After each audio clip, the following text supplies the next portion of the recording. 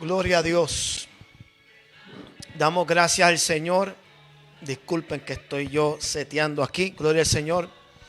Dios les bendiga a todos. Amén. En esta tarde, gloria al Señor. Estamos por aquí, por estos medios, para continuar con el estudio serie. Gloria al Señor. Hoy vamos a tocar la parte 3 del estudio que hemos venido trayendo por estos medios sobre el modelo de la oración. Gloria al Señor. Y en estos últimos días, hoy el tercer día, amén, pues hemos estado, ¿verdad?, tratando de desglosar, amén, esta hermoso modelo de la oración que nos dejó Jesús cuando se encontró con los discípulos y les reveló el modelo de la oración que se encuentra en Mateo capítulo 6. También lo pueden hallar en Lucas capítulo 11. Amén. Y pues el Señor nos dejó la manera correcta, amén, de cómo nosotros iniciar la oración. Saludos a todos aquellos que están en sintonía en estos momentos. Amén, gloria al Señor. Comparta este video, gloria al Señor, con aquellas personas que usted piensa que puede edificarse de este estudio. Gloria al Señor. Y le damos gracias al Señor por tu vida en esta hora. Buen provecho para aquellos que están tal vez en esta hora almorzando o incluso cenando. Amén, gloria al Señor. Sé que son las 2 de la tarde, pero donde quiera que te encuentres, saludo, esperando que el Señor los bendiga grandemente. Reciban un saludo cordial de mi parte. Amén, gloria al Señor. Su hermano, el pastor Jesús Osorio. Estamos siempre a su disposición. Nos encanta enseñar. Nos encanta, gloria al Señor, que usted, amén, pueda recibir la iluminación de la palabra de Dios por medio de su, ¿verdad?, del entendimiento y de la iluminación del Espíritu Santo de Dios. Hoy nosotros vamos a tocar la tercera parte de esta oración, donde la oración habla de: venga tu reino, hágase tu voluntad como en el cielo, así también en la tierra. Esa es la tercera parte que vamos a cubrir hoy, amén, en esa oración. ¿Y qué implica, amén, gloria al Señor, o qué quería decir Jesús, amén, cuando mencionó que en nuestras oraciones deberíamos de incorporar la frase o el pedido de: véngase tu reino, hágase tu voluntad como en el cielo, así también se haga en la tierra? ¿Ven? Vamos a dar gracias. Padre, te damos gracias, Señor, en esta tarde por todos aquellos padres, Señor, que en este momento van a conectarse, Señor, para escuchar esta palabra, este estudio, Señor. Que tú puedas bendecirlos, que tú puedas, Padre, prosperarlos espiritualmente, Señor, de una manera especial. Queremos aprender, Padre.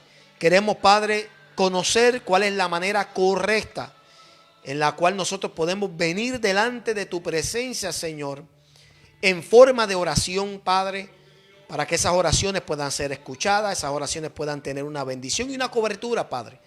Señor Dios mío, de parte tuya. A la gloria de tu Hijo amado Jesús te damos gracias. Amén y amén. Bien, mi amado. La tercera parte: véngase tu reino, hágase tu voluntad, como en el cielo, así también en la tierra. Quiero empezar con esta premisa.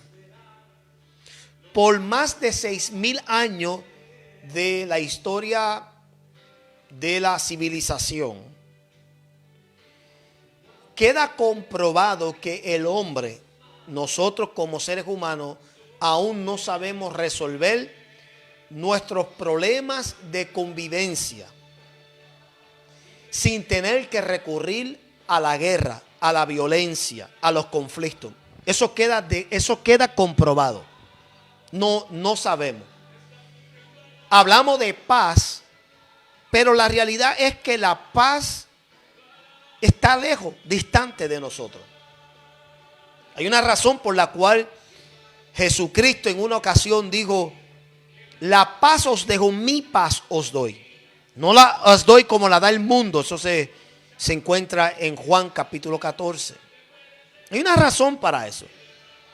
Y era porque él sabía que nosotros como seres humanos no sabemos tratar de resolver asuntos, problemas, sin tener que primero acudir a la violencia, sin tener que recurrir primero a la agresión. Nosotros por naturaleza somos gente agresiva. Y esto no se trata del hispano nada más. Yo sé que han habido otras encuestas y otros estudios donde han querido llegar a la conclusión que el hispano, el latino, por naturaleza tiene una sangre caliente. Yo pienso que eso somos todos, no importando de dónde nosotros procedamos. El ser humano por naturaleza tiene una propensidad, una inclinación a ser violento, agresivo.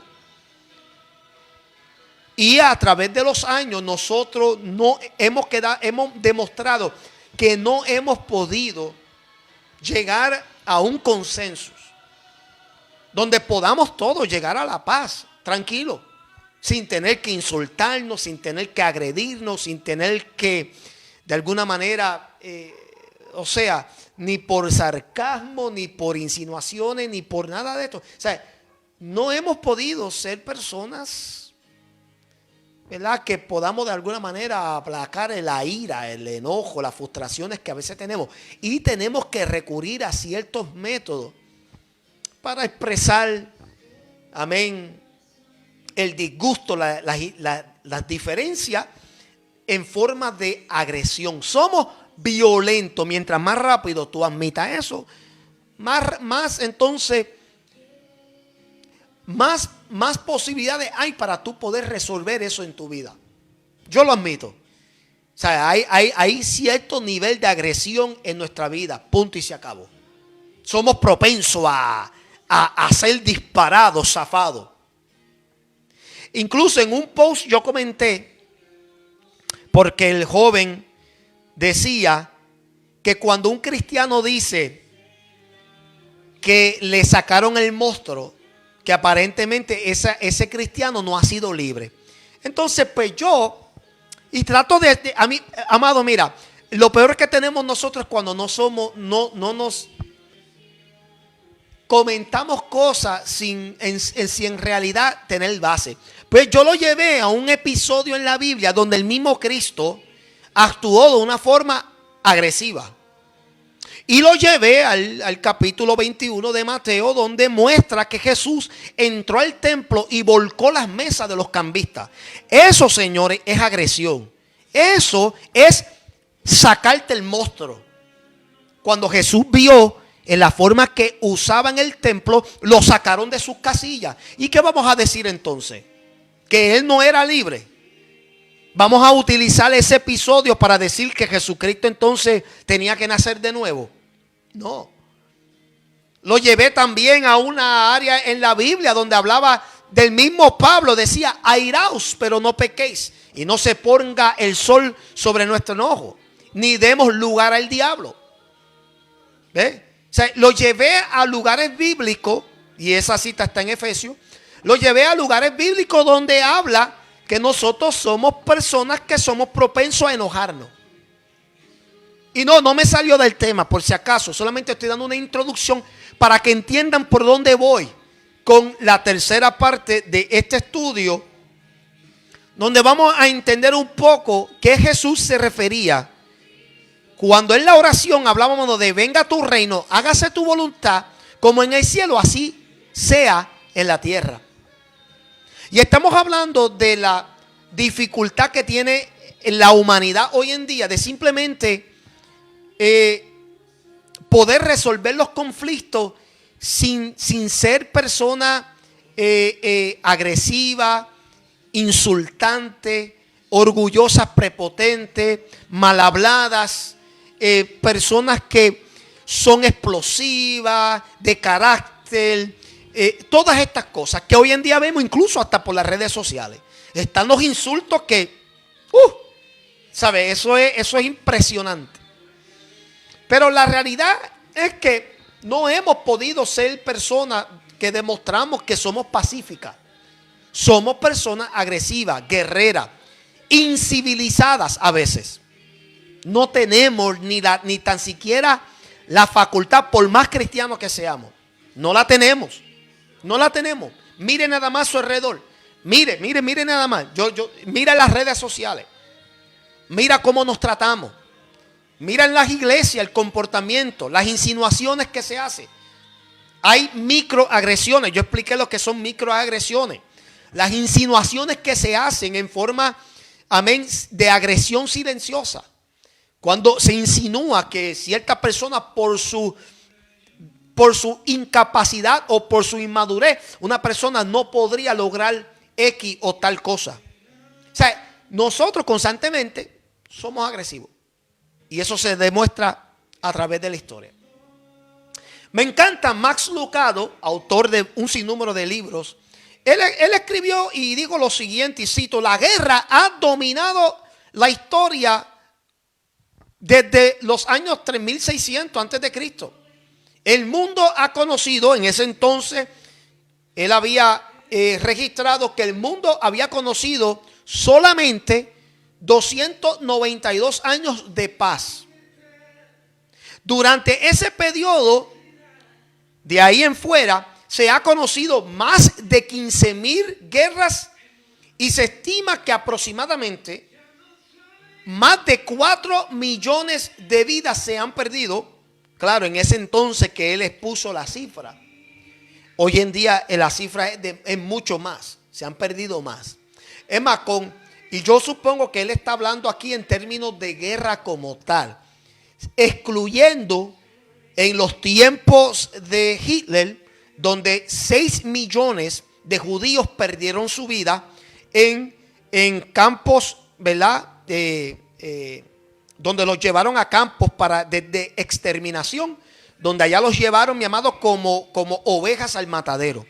Pero él hace esta cifra y excluye eso, porque aunque ellos fueron causales de la guerra de ese tiempo, no obstante, no se debió porque ellos estaban peleando una guerra. Y eso queda claro. Amén. Pero es evidente, mi amado, que es el punto que quiero llevar. Es evidente que hay una tendencia violenta, lamentablemente, en nosotros y cristianos. No te laves las manos. No te laves las manos y te digas que tú no eres así. No. Todos nosotros. Desde el más grande que se catalogue el divino hasta el que se sienta en la parte de atrás de la banca. Todos somos violentos. Hay un nivel de agresión en nosotros. Y todo esto, mi amado, porque existe. Todo esto, mi amado, por las diferentes teorías que existen.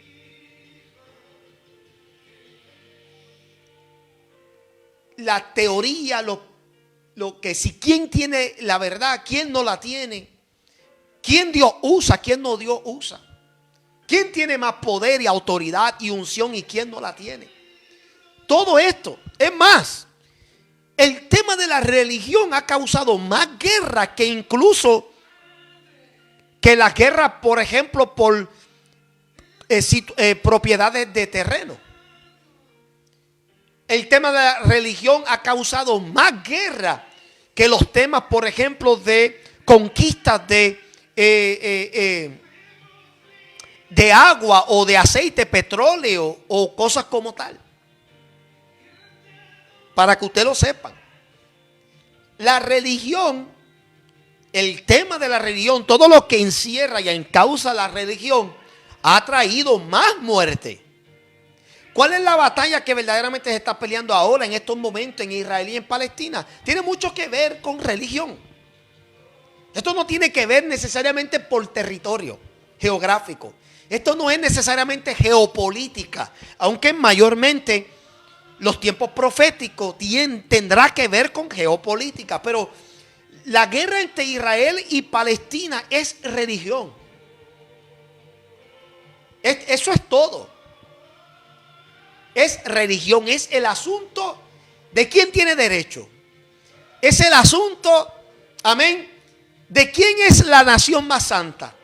Quién es la escogida, quién es la señalada, quién es la marcada, quién es la sellada. De esto se trata esto. Y mientras muchos de nosotros cristianos estamos respaldando a Israel, que bien deberíamos hacerlo, porque personas como yo vamos a pisar esa tierra, si no en vida ahora, la voy a pisar en el momento que Cristo venga a establecer su milenio junto con la iglesia. Pero ignoramos, mi amado, que nosotros estamos apoyando una actitud muy similar a la que nosotros practicamos hoy. El cristiano actúa un poquito como tipo bullying.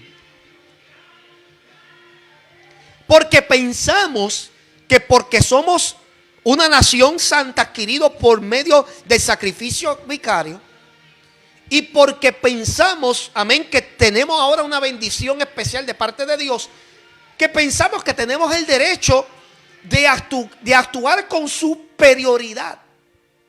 Y pensamos que ese tipo de bullying, ese tipo de acto orgulloso va a adquirir algún tipo de protección y respaldo de parte de Dios. Así somos nosotros. La iglesia es así. Y lo vemos en la forma en que actuamos. Si te metes conmigo, Dios te va a partir en dos. Si te atreves a meterte conmigo, Dios te va a castigar. Entonces lo hacemos bajo la premisa de, por eso, de que porque somos el pueblo de Dios, porque somos la iglesia de Cristo, tenemos esa suposición o esa creencia de que nadie se puede meter con nosotros. Porque el que se meta con nosotros, ay, pobrecito de él o de ella. Eso, señores, es un nivel de agresión que bajo ningún concepto invoca la voluntad de Dios para nuestra vida. Y de ahí es que voy a utilizar toda esta introducción como hincapié para hablar sobre la oración que Dios escucha cuando se trata de nosotros invocar el reino de Dios, que se haga su voluntad, como se hace en el cielo, que se haga también aquí en la tierra. Venga tu reino. En Hechos capítulo 1, verso 6 dice: entonces los que se habían reunido le preguntaron diciendo: Señor, ¿restaurarás el reino a Israel en este tiempo? Yo quiero que ustedes lean bien claro lo que los discípulos le están preguntando a Jesús. Y por qué Jesús ignoró esa pregunta y no la contestó. No la contestó porque si usted va allá, vamos allá, en Hechos, usted va a ver que él no contestó. Él le dijo algo que prácticamente los mandó a callar. Prácticamente los mandó a callar. Él le dice, y esta fue la contestación de Jesús en el verso 7, y les digo: no os toca a vosotros saber los tiempos o las sazones que el Padre puso en su sola potestad. Y luego él habla de que van a recibir poder. Pero él contestó la pregunta: no. Por dos razones. Número uno, porque la pregunta no era la pregunta correcta. En ningún momento. Nuevamente, esto es una pregunta egoísta. ¿Restaurarás el reino de Israel en este tiempo? Número uno, ¿quién le dijo a Israel que ellos tenían reino? Eso es una pregunta muy egocéntrica. No se está, claro, entendemos que habrá una nueva Jerusalén, pero no será el reino o el imperio de Jerusalén como tal. Aquí están excluyendo a Cristo y a Dios como rey. O sea, la pregunta estaba mal hecha. No es el reino de Israel que será restaurado, es el reino de Dios, primero que nada. Es el reino de Dios que será restaurado. Segundo, a última hora, no les corresponde a ellos saber los tiempos y las sazones. Eso fue la respuesta de Jesús en el verso 7. Porque hay veces, mi amado, que nosotros nos queremos quedar estancados en conocer o saber ciertas cosas que en verdad no nos compete. En verdad no nos compete. Jesús los está preparando a ellos para embarcar en una nueva etapa, en una nueva dimensión, y ellos están estancados en cosas naturales, porque la pregunta de ellos tenía que ver con algo natural, porque ni espiritual se ve que esa pregunta era: ¿cuándo restaurarás el reino de Israel en este tiempo? Ve, eso es carnal. Y hay todavía algunos de nosotros que estamos pensando de esa misma manera. Estamos pensando, amén, ¿qué Dios puede hacer por nuestra vida ahora, en el momento? Sin darnos de cuenta que más importante es pedir de que venga el reino de Dios. Y vamos a explicar a qué significa eso en la oración. Que se haga la voluntad de Él. Como se hace en el cielo, que se haga aquí en la tierra. Y el problema de muchos de nosotros, y el por qué muchas oraciones no son contestadas, es porque tenemos los principios mezclados o distorsionados. Tú no puedes pedirle que Dios haga la voluntad de Él en tu vida si lo que tú estás pidiendo está conectado a algo terrenal. Se le fueron los amenes a 2 o 3 ahora. La palabra reino aparece 138 veces en el Nuevo Testamento. El término reino de Dios se encuentra 52 veces en el Nuevo Testamento. El término reinos de los cielos se menciona 31 veces en el Nuevo Testamento. La palabra griega de venga tu reino es erkomai, lo cual quiere decir aparecer, surgir, que se presente en público o que se haga manifiesto. Cuando entonces Cristo dice aquí que la tercera parte de la oración, y conste, yo sugiero que para que tú puedas tener una oración bastante entretenida y prolongada, que tú puedas dividir estas oraciones por estas partes que estamos tocando. Por ejemplo, que tú dediques por lo menos 10 o 15 minutos a cada segmento o a cada parte en cada oración.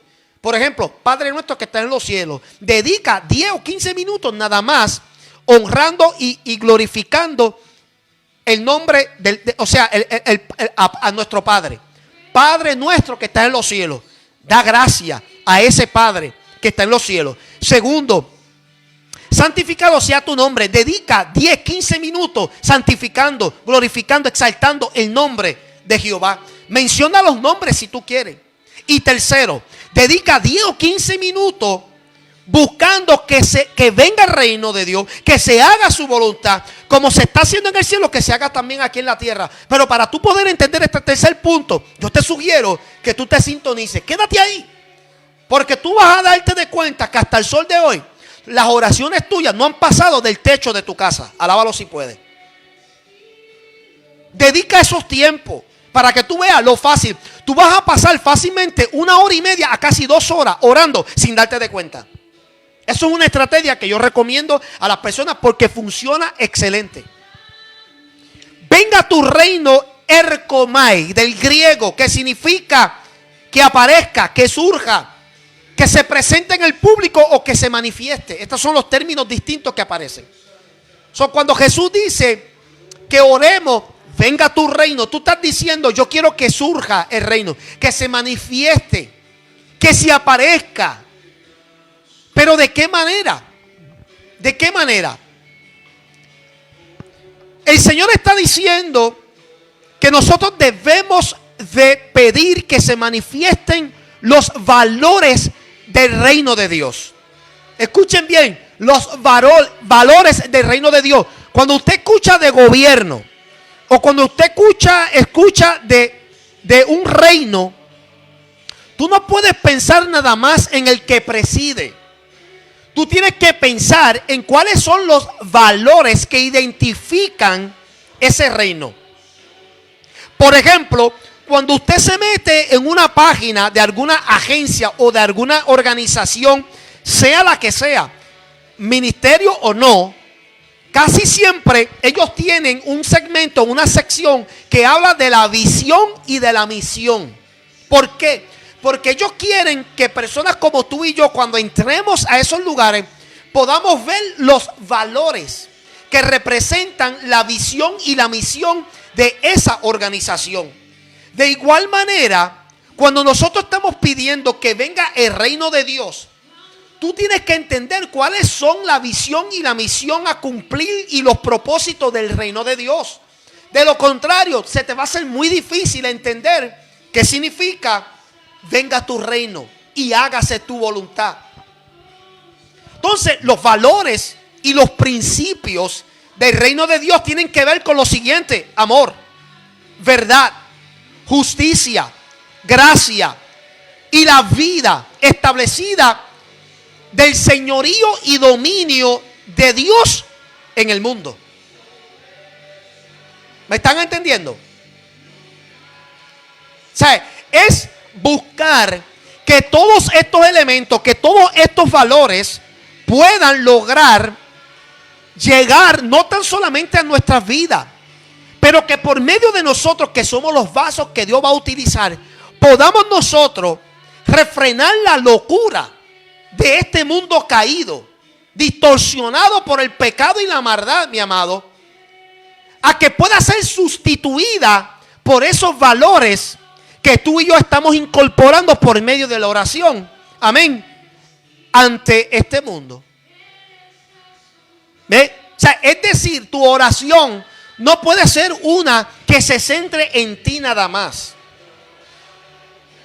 Para que tú puedas ser un cristiano excelente o perfecto, y la perfección aquí no habla sin pecado. Perfección en la Biblia, mi amado, yo lo he explicado ya numerosas veces, habla de madurez. Todo cristiano tiene que comenzar a ser maduro, perfecto, en la manera en que oramos. Porque hay muchas sandeces en las oraciones. Hay muchos de nosotros que no estamos sabiendo cómo pedir. Y luego nos preguntamos por qué Dios no contesta. ¿Por qué Dios no acude a esa oración? Porque tal vez tu oración contiene elementos o factores que están perjudicando ese poder de la oración que pueda ser escuchada en el cielo, en el trono de Dios. ¿Qué significa entonces que venga tu reino? Número uno, cuando tú y yo incorporamos que venga el reino de Dios, estamos declarando que el reino de Dios gobierne primero que nada nuestra vida. Tú y yo no podemos hablar de conquistar al mundo si primero no somos conquistados nosotros. Ay, Dios mío. Esto es intenso, pero esto va a ser gradual. Yo veo gente, mi amado, que quieren conquistar el mundo, quieren conquistar su comunidad, quieren conquistar barriadas, quieren conquistar localidades. Pero si Dios no te conquista a ti primero, para ningún lado que vamos. Cuando tú estás diciendo, venga tu reino, tú no estás necesariamente diciendo que venga el reino aquí en la tierra. Porque cuando Jesucristo comenzó con el preludio de su evangelio, lo primero que dijo es, arrepentido y convertido porque ha llegado el reino de Dios. O el reino de Dios ha llegado, pero ¿llegó a dónde? Porque todavía había gente mirando, buscando el reino de Dios. Pero ellos no entendían que el reino de Dios no era algo físico, sino más bien era en el sentido espiritual, que había llegado. El reino de Dios llegó para posar en el corazón de la gente. ¿Cuántos adoran? Arrepentido, convertido. Así comenzó el ministerio de Jesucristo, invocando el reino de Dios en los corazones de los hombres. Cuando nosotros invocamos el reino de Dios, que venga el reino de Dios, tú estás diciendo que venga primero a gobernar tu vida. Tiene que venir a gobernar tu vida primero. Es decir, mi amado, que tú tienes que buscar un reino que inaugure tu corazón. Mateo 4:17. Desde entonces comenzó Jesús a predicar y a decir: arrepentidos porque el reino de los cielos se ha acercado. ¿Ves? Segundo, tú estás dejando saber que en ese reino tú eres súbito.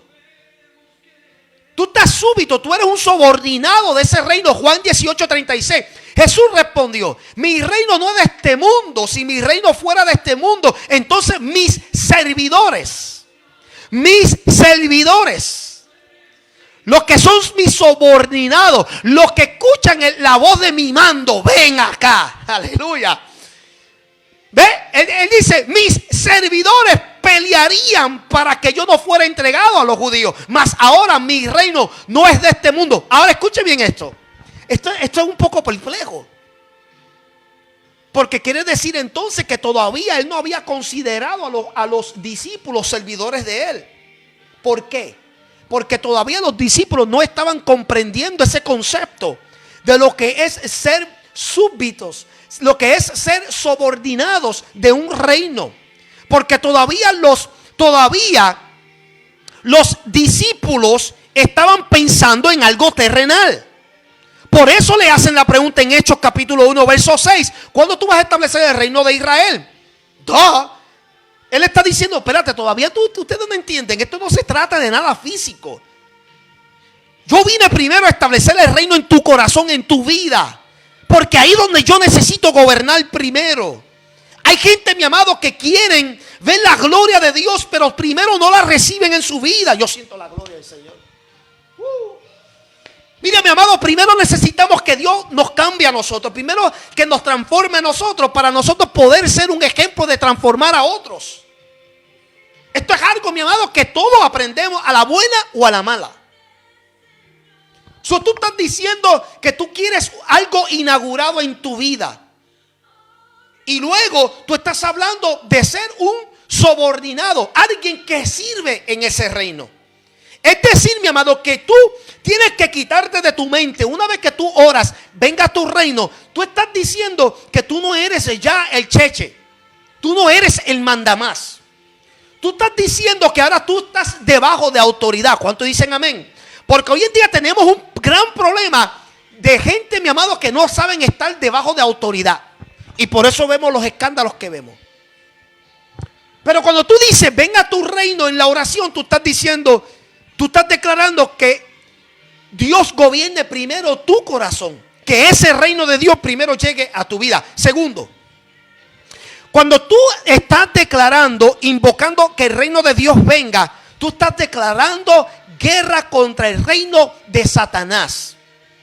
Porque cuando Dios llega con todo su reino a posar en tu vida, prácticamente hubo una invasión. Aleluya. Hubo una invasión en tu vida. Quiere decir que el reino de Dios, que es más poderoso que el del diablo, lo pudo saquear, lo pudo sacar de ese lugar, de todo su territorio. Plantó la bandera de salvación en tu vida y en tu corazón. Y ahora queda una declaración de guerra contra el reino de Satanás. Quiere decir que tú también admites que hay un reino de oscuridad. Es decir, no somos ignorantes. No dejamos de ser ignorantes simplemente porque somos salvos. Cuando llega el reino de Dios nos damos de cuenta entonces que hay un reino oscuro. Antes, mi amado, esas cosas no se entendían. Cuando usted y yo estábamos apartados, nosotros no sabíamos hacer la distinción. No sabíamos separar el reino de Dios del reino de las tinieblas. Cuando llegó Cristo a nuestra vida, de momento nos dimos de cuenta: espérate, todo este tiempo yo no lo sabía, pero yo era esclavo del reino de la oscuridad. Ahora se me revela de que hay un reino oscuro, que hay un imperio de Satanás y que ahora yo le he declarado la guerra, lo he expulsado de mi vida. Amén, porque he permitido que el reino de Dios venga a, aleluya, yo siento la gloria, a posar en mi vida. Efesios 6:12, porque no tenemos lucha contra sangre y carne, sino contra principados, contra potestades, contra los gobernadores de las tinieblas de este siglo, contra huestes espirituales de la maldad en las regiones celestes. El apóstol dejó claro que hay, amado, un reino establecido y bien organizado. Y para nosotros poder luchar contra un imperio tan establecido, necesitamos, amén, el respaldo del reino de Dios, porque solo no lo vamos a poder hacer. Por eso Jesucristo en la oración dijo, tienen que pedir que el reino de Dios venga. Sí, en la tierra también en el sentido espiritual, en que venga una revolución del mover del poder de Dios, de su gracia y de su salvación por medio del Espíritu Santo. Pero también necesitamos, la iglesia necesita invocar ahora más que nunca, amén, gloria al Señor, con más ansia y con más anhelo, con más pasión, que venga el reino de Dios a restaurarnos, a ayudarnos a levantarnos, mi amado, gloria al Señor, porque estamos viviendo en uno de los tiempos más oscuros de la historia. Tercero, cuando tú dices que tú quieres que el reino de Dios venga, tú estás declarando, amén, amén, como dije al principio, un reino, amén, deseado aquí. Estamos hablando de algo establecido que por cierto se manifiesta a través de la iglesia. La iglesia es el imperio, el gobierno, el organismo más poderoso en el mundo entero. La iglesia de Jesucristo. Quiero hacer la distinción. La iglesia de Jesucristo. Porque hay muchas ramas, hay muchas sectas, hay muchos tipos de religiones, por así decirlo, que se han entrelazado en el verdadero cristianismo. Pero la iglesia de Jesucristo no es la que mero se identifica con Cristo, no.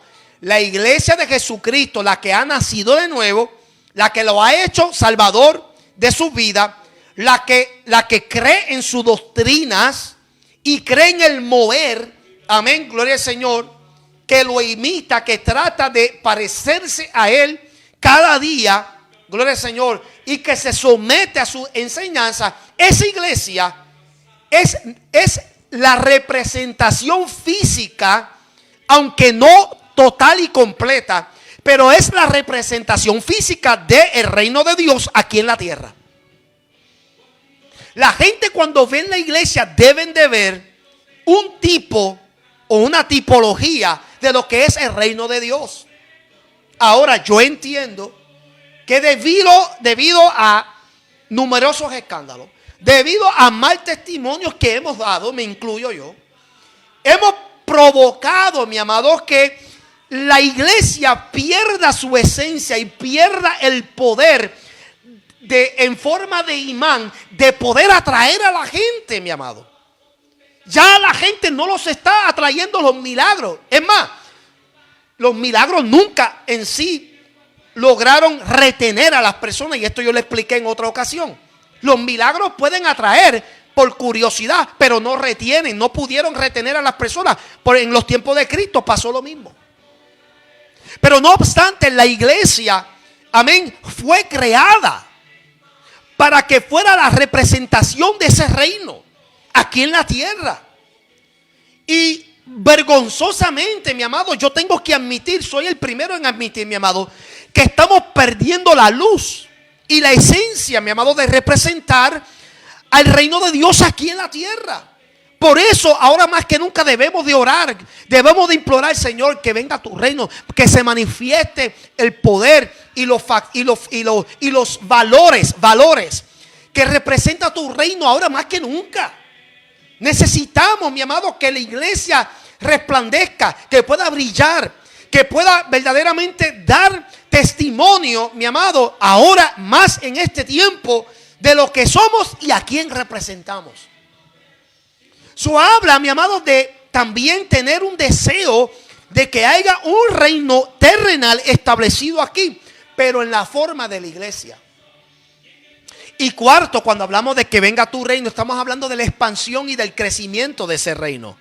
Estamos hablando del poder de evangelizar, de reclutar y de hacer prosélitos. Claro, el término prosélito aquí, pues, para nuestro tiempo no es de esto, porque prosélito es más bien como un término, amén, tipo religioso. Los fariseos y los escribas hacían prosélitos, trataban de convertirlos a sus enseñanzas y doctrinas, aunque ellos mismos estaban torcidos. El mismo Cristo enumeró esto y declaró esto en el capítulo 23 de Mateo, cuando Él les dijo: ustedes van corriendo por todo el mundo buscando hacer prosélitos y los convierten 2 veces más en un demonio que ustedes mismos. O sea, que queda claro que necesariamente este término no es uno que me gusta, pero para que la gente entienda, esa es la idea.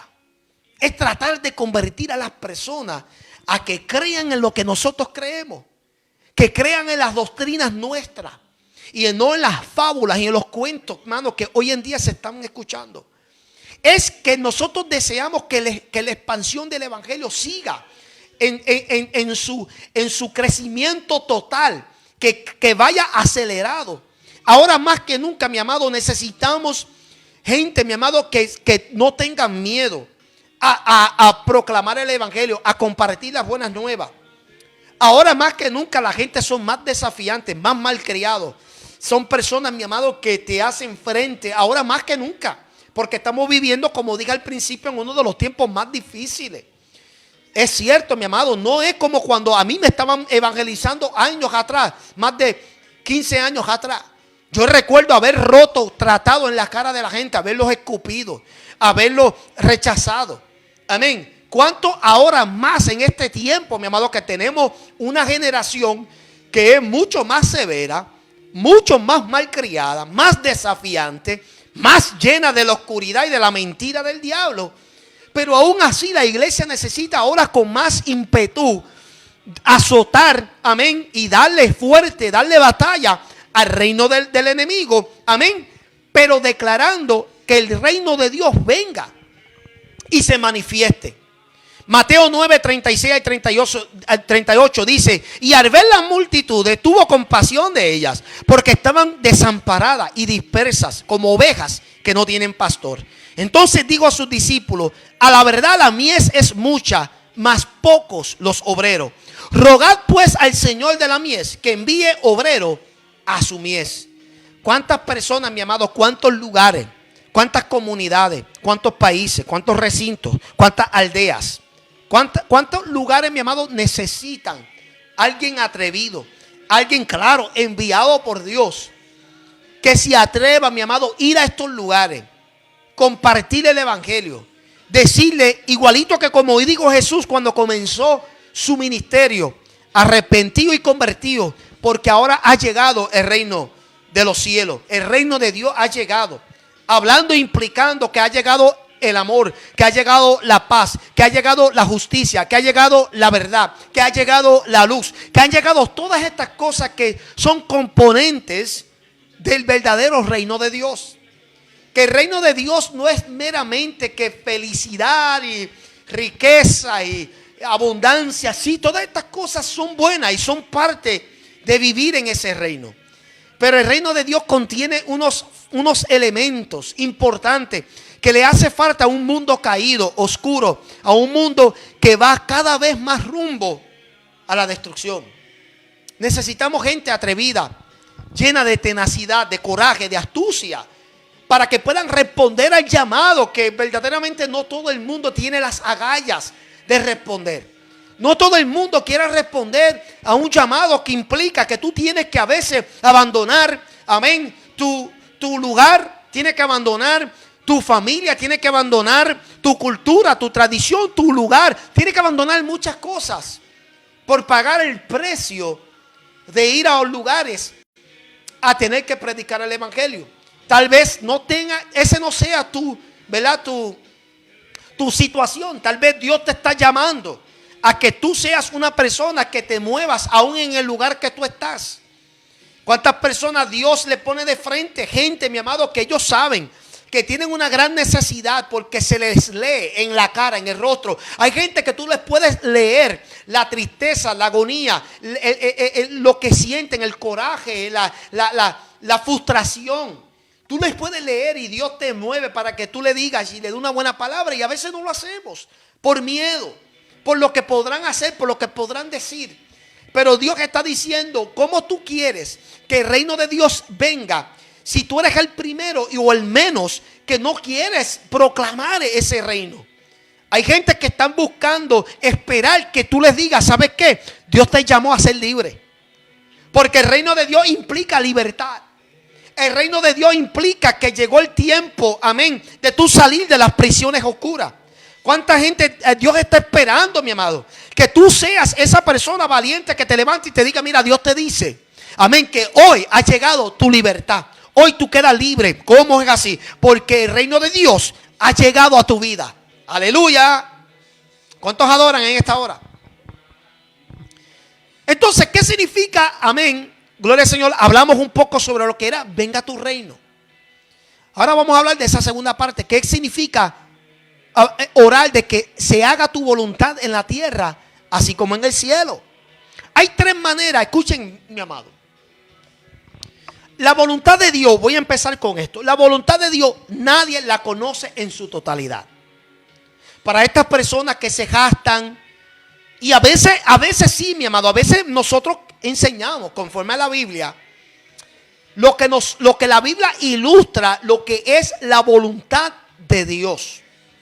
Pero nosotros como seres humanos no la conocemos. Cuando tú escuchas a alguien que dice que él o ella conoce lo que es la voluntad perfecta de Dios, te está mintiendo. Te voy a repetir eso.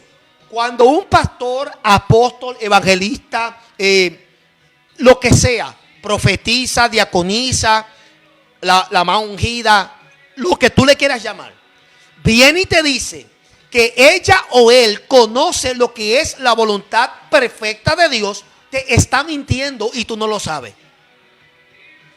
Porque ninguno de nosotros conocemos lo que es la voluntad perfecta de Dios. ¿Cómo yo lo sé? Porque si la conociéramos, no pecaríamos contra Dios.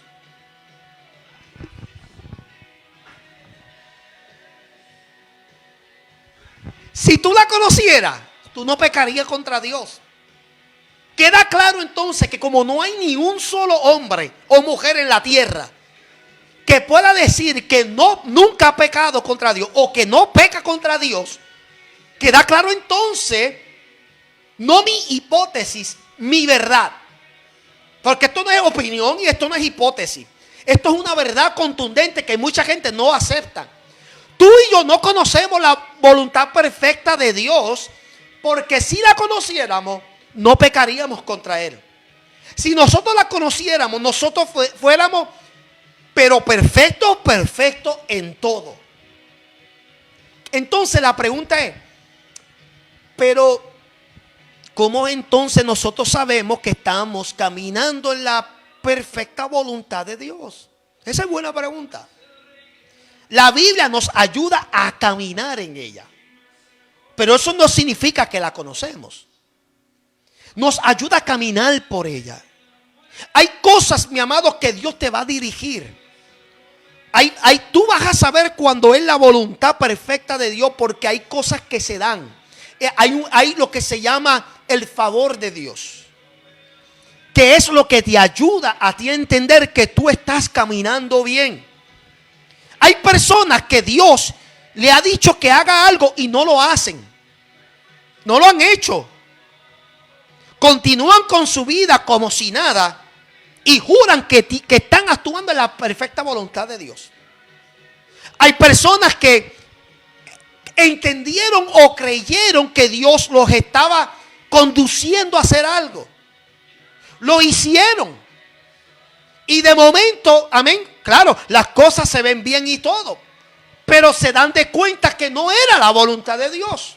¿Ves? O sea, la voluntad de Dios, por más complicada que sea y difícil a veces de comprender, no obstante, sí se puede saber cuando uno está caminando en la voluntad del Señor. ¿Ven? Pero no voy a entrar mucho en eso, porque si no voy a abarcar, porque en ese tema de la voluntad, incluso hay un estudio que yo recomiendo que lo consigan. Yo di sobre el estudio de la voluntad de Dios. Yo sugiero que vayan y lo escuchen. Es un estudio dedicado solamente a la voluntad de Dios. Amén. Ahora, orar en la voluntad de Dios es también igual de complicado. Y les voy a dar 3 maneras en las cuales usted y yo como cristianos a veces oramos pensando que estamos orando la voluntad de Dios y a veces no es así. Mira esto, primero que nada, está la voluntad que se ora por resentimiento. Por ejemplo, Señor, que se haga tu voluntad, pero quiero que sepa que a mí no me agrada. Eso es orando con resentimiento. Señor, pues que se haga tu voluntad, pero pues a mí no me gusta, pero que se haga tu voluntad. Eso es una oración pidiendo la voluntad del Señor, pero con resentimiento. Segundo, tú puedes orar con resignación. Por ejemplo, que se haga tu voluntad, Señor, pues si no la puedo evitar. ¿Me estás entendiendo? Muchos de nosotros lo hacemos. Señor, pues ni modo que se haga tu voluntad porque a última hora yo no puedo hacer nada, ¿verdad que no? Que no puedo hacer nada, Señor. A última hora se va a cumplir lo que tú quieres, ¿verdad que sí? Pues entonces que se haga tu voluntad. Eso es orar con resignación. O sea, te estás resignando a la idea de que tú no puedes hacer nada, como quiera que sea. Entonces que se cumpla la voluntad de Dios. Y esa es una oración que tampoco Dios acepta cuando se trata de la voluntad de Él. Entonces está la voluntad de sumisión. Que se haga su voluntad porque eso es lo mejor para mi vida. Y es eso lo que quiero para mi vida hoy. Esa es la voluntad correcta. Esa es la voluntad sumisa, humilde. Esa es la voluntad que Dios acepta. Esa es la oración pidiendo por la voluntad que se haga conforme a lo que Él quiera. Pero esa es la oración pidiendo la voluntad de Él en sumisión. No es resentimiento y no es resignación, es sumisión. Tú decides hoy qué tipo de oración tú vas a pedirle al Señor cuando se trata de su voluntad. Entonces, la tercera es la correcta. Orar con sumisión, Señor, que se haga tu voluntad porque esa es la que me conviene. Esa es la que yo quiero andar. Yo quiero andar en la voluntad perfecta tuya. Yo no quiero andar en la voluntad permisiva. Yo no quiero andar en la voluntad que a mí mejor me parece. Yo quiero andar, Padre, en la voluntad que me conviene, en la que tú conoces. Porque solo tú conoces mi andar. Solo tú conoces mi levantar, mi acostar. Tú conoces mi entrada, mi salida. Tú conoces el día de mañana. Yo no lo he visitado. ¿Ves? Esa es la voluntad de sumisión, de humildad. Sabiendo que Dios conoce lo que te conviene y lo que es mejor para tu vida. Hay 2 errores. Quiero mencionar que hay 2 errores muy comunes hoy en día cuando se trata de la voluntad de Dios. Y tenemos que tener cuidado, mi amado. Nuevamente, nosotros como cristianos somos bien culpables de hacer esto. Y por eso es importante que de ahora en adelante, cuando usted vaya a orar, de que venga el reino de Dios y se haga la voluntad de Él como se hace en el cielo, aquí en la tierra, que usted entienda estos conceptos. Para que usted no ore erradamente. Para que usted no ore, amén, despegado de la palabra del Señor. Tú tienes que estar en sincronizado con su palabra para que tú puedas entender cuál es la manera correcta. Ahora, hay 2 pensamientos o 2 teorías que se han inmiscuido y mucha gente no lo pueden discernir como una teoría. No es teológico, es teórico. Y esa es la gran diferencia y esto es un asesino silencioso de nuestra vida espiritual y de nuestras oraciones. Está la primera teoría, que es lo que se conoce como el fatalismo. El fatalismo es una filosofía o doctrina metafísica que afirma que todo tipo de fenómeno está predeterminado desde el principio por algún agente externo o superior. Y les voy a dar un ejemplo. Si tú estás con un hombre abusivo o un hombre borrachón, se cree, y aquí es donde viene el pensamiento fatalismo, usted ha escuchado que esa es la voluntad de Dios para tu vida y que tú tienes que estar con ese hombre Porque de tú tomar una decisión contraria, en este caso, por ejemplo, un divorcio, tú estarías cometiendo pecado. Entonces, la teoría del fatalismo es que si tú eres una mujer que está siendo abusada, que esa es la voluntad de Dios para ti, que tú tienes que tolerar eso. Mi amado, esto va a caer pesado para un montón de personas. Y con esto yo no estoy tampoco insinuando, ni influenciando, ni motivando a que tú abandones ese hogar. Nosotros tenemos que orar. Tenemos que orar hasta que ya en sí, pues ya si no hay cambio y no hay remedio y no hay nada que prometedor, pues entonces uno toma el siguiente paso. Pero es un peligro. Yo he visto a muchos pastores y a muchos cristianos insinuar que la mujer tiene que tolerar ese tipo de condiciones para luego, si la mujer cae muerta como víctima de ese abuso, ¿qué vamos a decir después?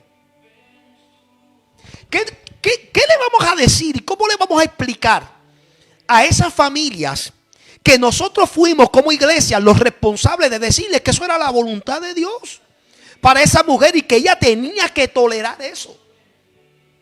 Que eso era lo que tenía que aguantar. ¿Qué le vamos a decir? ¿Cómo nosotros podemos responder a esas cosas? Eso se debe a esta falsa teoría del fatalismo que se esconde en lo que se le conoce como, lo disfrazamos con la voluntad de Dios. Y tenemos que tener cuidado porque eso no es lo que Dios está refiriéndose aquí. En ningún momento Jesucristo está refiriéndose que se haga la voluntad de Dios como se hace en el cielo aquí en la tierra. Porque yo estoy más que seguro que en el cielo Dios no está tolerando abusos, ni bullying, ni gente abusiva verbalmente, ni gente que abusan psicológicamente. Eso lo hacemos nosotros aquí en la tierra. Nosotros somos malos, perversos, abusadores. Nosotros somos las personas, mi amado, que hacemos eso aquí. Pero tú no me vas a decir a mí que eso se ve en el cielo. Por eso entonces tú y yo tenemos que conocer cuál es la voluntad de Dios en el cielo para invocarla aquí en la tierra. La voluntad de Dios es paz. Entonces la paz tiene que gobernar aquí. La gente quiere paz y están orando que haya paz en Israel. Pero para que haya paz en Israel, entre Israel y Palestina, tiene que haber respeto, tiene que haber amor, tiene que haber justicia. Estas cosas tienen que prevalecer. De lo contrario, no pida paz. Yo siento la gloria. No pida paz, que no va a haber. No va a haber. No pida paz. No pida que tu esposo cambie si es un borrachón, un drogadicto, un malediciente. Si tú no lo respetas, si tú no muestras amor, si tú no muestras paciencia, si tú no estás orando por el bienestar de él, no pida entonces que Dios lo cambie. Si en tu mente lo que está es, aleluya, gloria al Señor, no responder a las demandas, amén, de someterte a Dios en el momento que llegue el milagro. No pidas que tu esposa cambie si tú eres un hombre maltratante que le abusa, la señala, la critica, gloria al Señor, como yo le he hecho, gloria al Señor, en muchas ocasiones. Alábalo si pueden en esta hora. ¿Ah? Porque no es voluntad de Dios. No es la voluntad de Dios. A veces, mi amado, nosotros no sabemos ni lo que estamos pidiendo. Por eso que Dios no contesta nuestras oraciones, porque no nos estamos conectando con lo que es la voluntad. ¿Cuál es la voluntad de Dios que se hace en el cielo? Tantas oraciones, mi amado, y Dios no está escuchando a la iglesia hoy en día, mi amado. ¿Cuál es la voluntad de Dios para la iglesia? Unidad. En el cielo hay unidad. En el cielo, mi amado, todos los ángeles sincronizan a una sola voz, adorando al mismo rey. Y nosotros, mi amado, no podemos hacer eso. Peleas y discordias y chismes y tantas cosas, mi amado, que se ven en la iglesia. Y a veces nos atrevemos, mi amado, con esta arrogancia y este orgullo que Dios nos está escuchando. Dios nos está escuchando hoy en día, mi amado.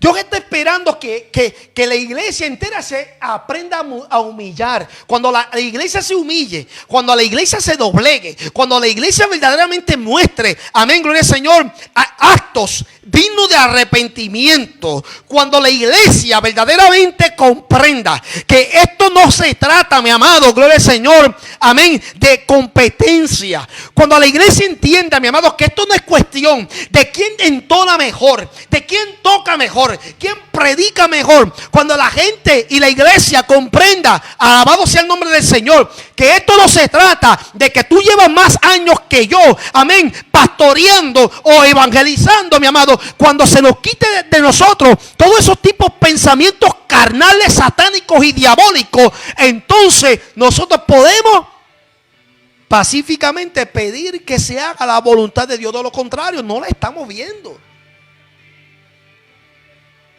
No estamos viendo la voluntad de Dios. Perdona que te rompa esta mala noticia.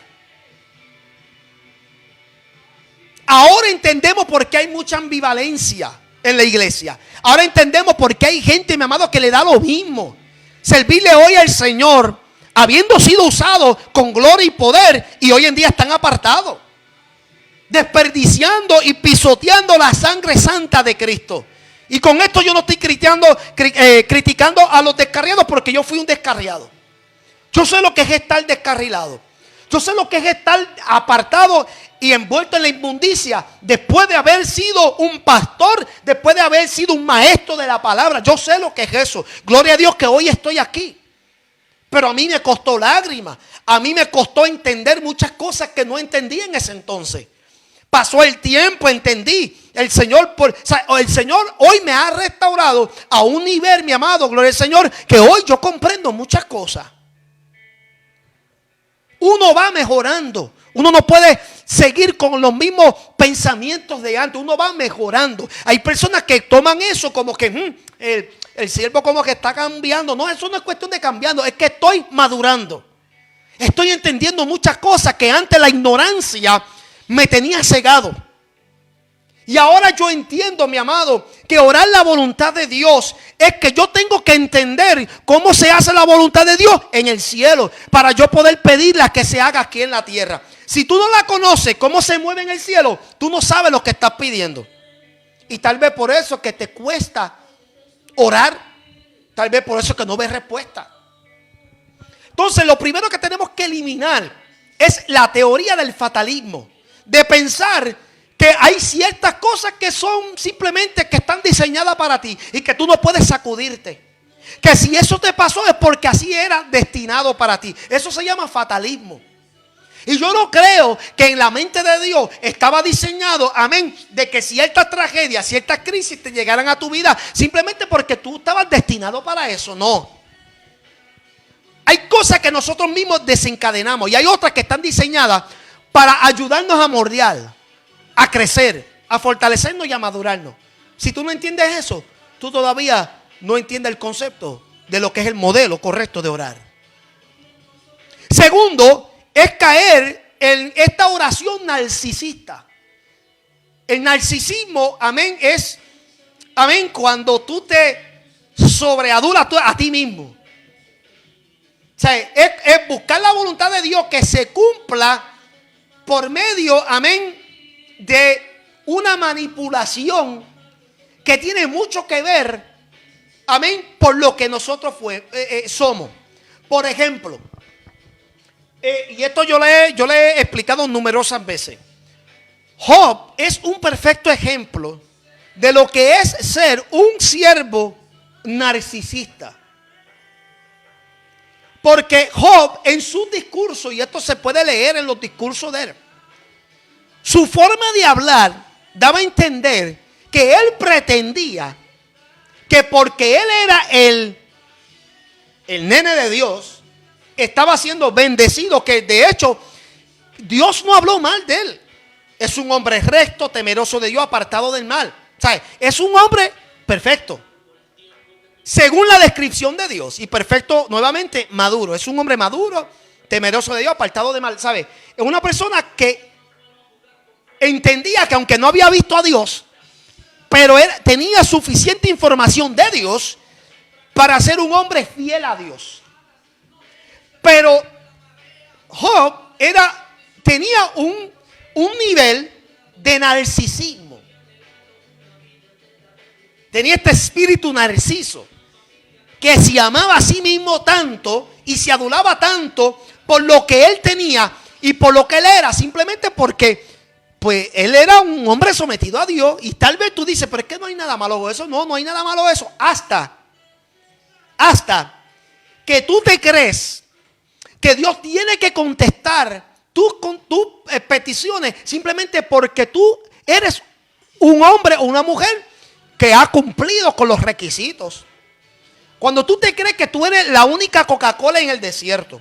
Cuando tú te crees que tú eres la única persona que Dios usa, la única persona por quien Dios habla, tú estás en el peligro de entrar en una oración narcisista, de tú manipular la oración a que Dios se mueva a tu voluntad. Y eso es un peligro. Por eso fue que Dios permitió que Satán lo tentara y lo atacara.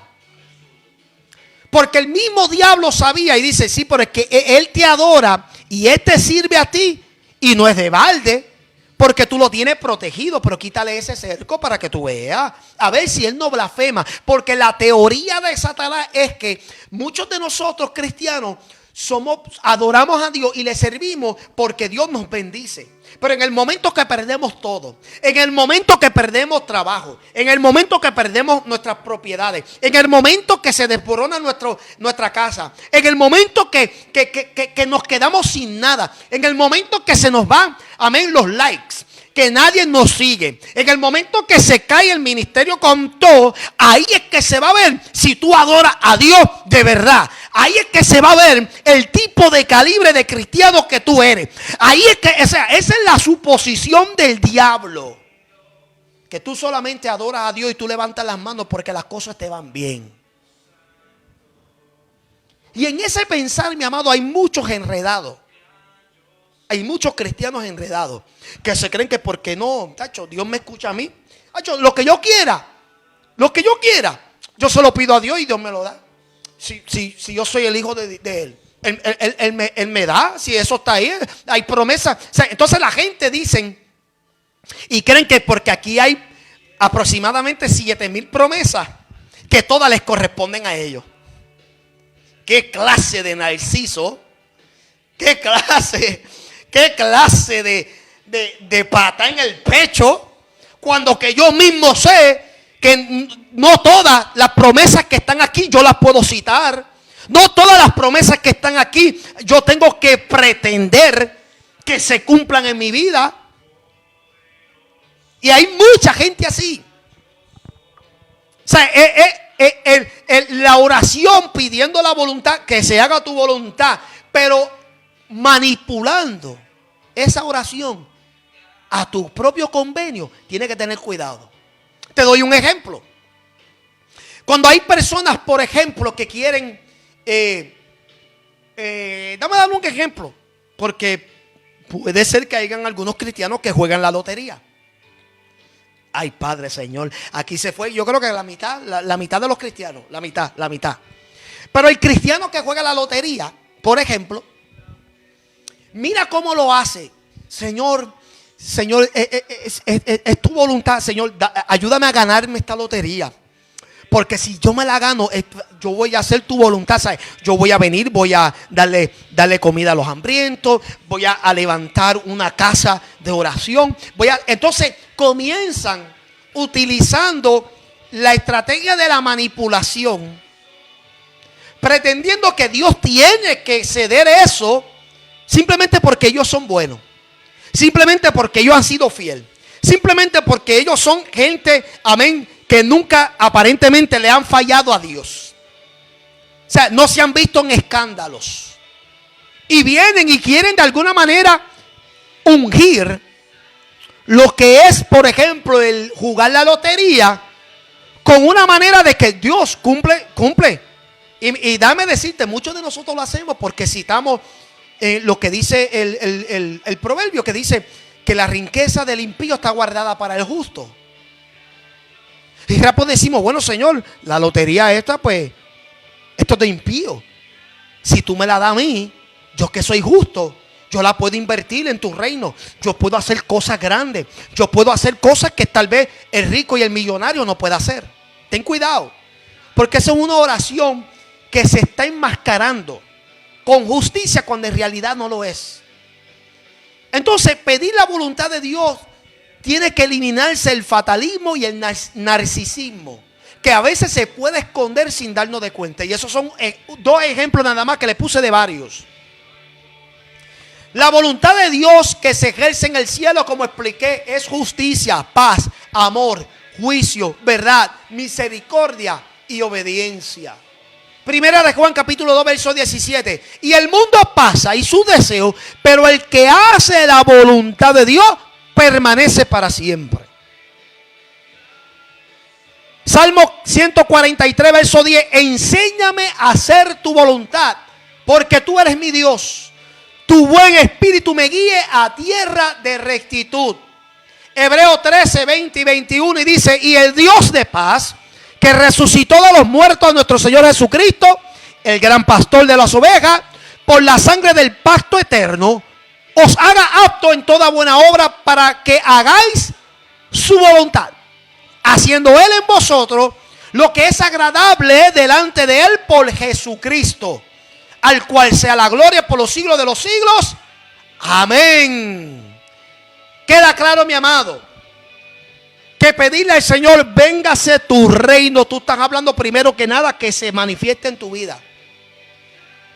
No pida que venga el reino de Dios si primero no se ha manifestado en ti.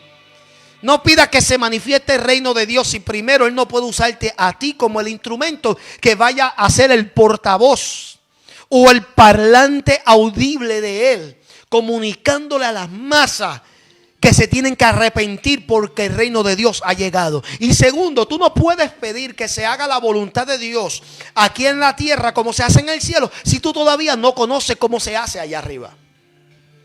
Porque la voluntad de Dios aquí en la tierra no se va a efectuar como tú y yo queremos. Es como se hace en el cielo. Entonces, edúcate y busca cómo se manifiesta y se mueve la voluntad de Dios en el cielo, para que tú tengas un conocimiento de cómo mandarla a hacer aquí en la tierra. Y ojo, ya lo dije, la voluntad de Dios en el cielo contiene los siguientes elementos: justicia, paz, amor, juicio, verdad, misericordia y obediencia. Si lo que tú estás pidiendo no contiene nada de eso, ay, déjame añadir perdón, porque ahí no. Perdón, salvación. Si esos elementos no contienen lo que tú estás pidiendo, tú no has conocido bien cómo es que se hace la voluntad de Dios allá arriba en el cielo. Porque todos estos elementos reinan en el reino de Dios, en el cielo. Jesucristo dijo: cuando hagan esta oración, piensen bien, porque eso activa la gloria de Dios en nuestra vida, pero en las vidas de todos los que nos rodean. Con esto cierro. Una iglesia gloriosa, poderosa, donde se manifiesta la presencia de Dios, es una que está viviendo en la voluntad de Dios por medio de esto que acabamos de hablar hoy. No es en el nombre, no es en la bonita pintura, ni en la fachada, ni en las luces, no es en los muebles, no es en los aparatos digitales que se muestra la presencia de Dios. Porque hay gente que llegan a la iglesia y como ven tanta cosa, tanta tecnología y tantos diseños, dicen: ay, yo siento la presencia de Dios.